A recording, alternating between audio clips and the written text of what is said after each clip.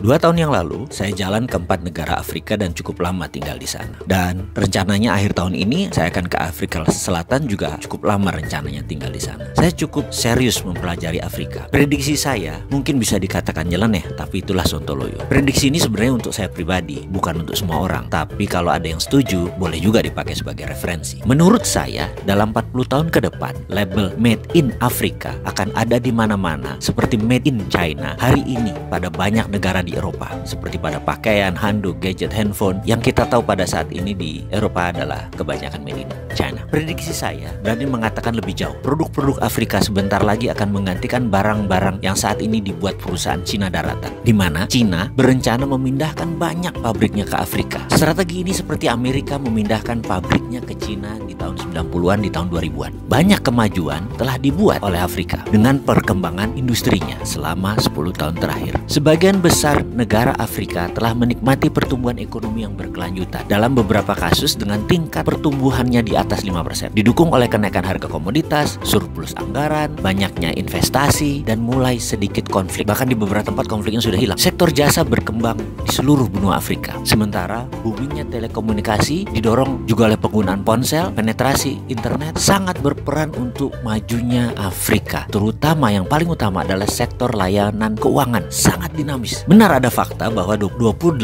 negara termiskin di dunia berada di Afrika. Setengah dari penduduknya hidup dalam kemiskinan tanpa akses hak asasi manusia dasar seperti makanan, air bersih, dan perumahan. Sementara 2 dari 5 orang di Afrika masih buta huruf. Pertumbuhan ekonomi produk domestik bruto per kapitanya hanya 1.770, sekitar seperempat dari negara Asia. Transformasi berkelanjutan membutuhkan pendekatan baru yang radikal. Itulah idenya Cina membangun Afrika. Tentunya untuk kepentingan Cina. Sudah ada 23 negara yang diikat dengan One Belt One Road-nya China. Mengapa Cina membangun Afrika? Cina meniru persis apa cara Amerika menyedot aset nasional Cina, yaitu tenaga kerja terampil di tahun 90-an. Namun strategi Cina di Afrika lebih sakti lagi, karena strategi pendanaan obornya bisa mengikat sebuah negara dalam jangka panjang. Amerika kala itu lupa mengikat, jadi lepaslah Cina. Dan Cina tidak akan lakukan itu di Afrika. Cina akan lebih dalam memegang Afrika. Bagaimana cara Cina membangun Afrika? Manufaktur Afrika akan menjadi kunci keberhasilan Afrika. Bahan setengah jadi dikirim dari China, lalu dibuat bahan jadi oleh Afrika dan dikirim ke pasar Eropa. Dalam 5 tahun ini, strategi Cina di Afrika mulai menunjukkan hasilnya. Sektor manufaktur mulai tumbuh 9%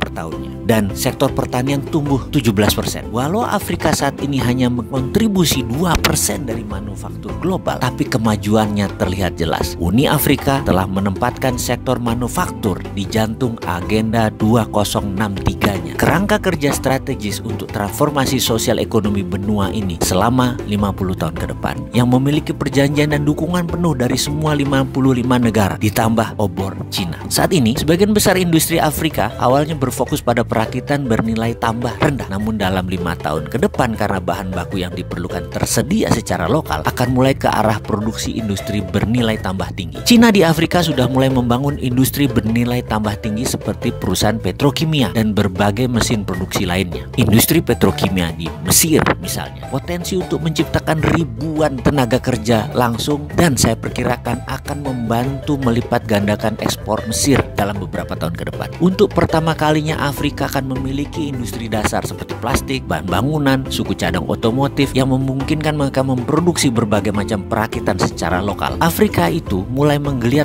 positif, terutama pada saat ketegangan perdagangan antara AS dan Cina yang berdampak pada produksi kedua negara tersebut. Kebanyakan Afrika yang mengambil keuntungan. Secara demografi, Afrika pada tahun 2050 akan memiliki tenaga kerja yang lebih besar dan lebih muda dari Cina atau India. Sektor manufaktur dikembangkan Made in Afrika akan mencapai Eropa lebih cepat karena terjauh jaraknya hanya 10 hari dari Eropa melalui laut. Jika diproduksi di Cina, akan memakan waktu perjalanan lebih dari 40 hari untuk barang tiba. Cina dirugikan sejak awal karena jarak. Karena itu Cina serius membangun Afrika untuk berdagang. Kalau Indonesia, kemana grand plan-nya? Maaf nih ya, menanya.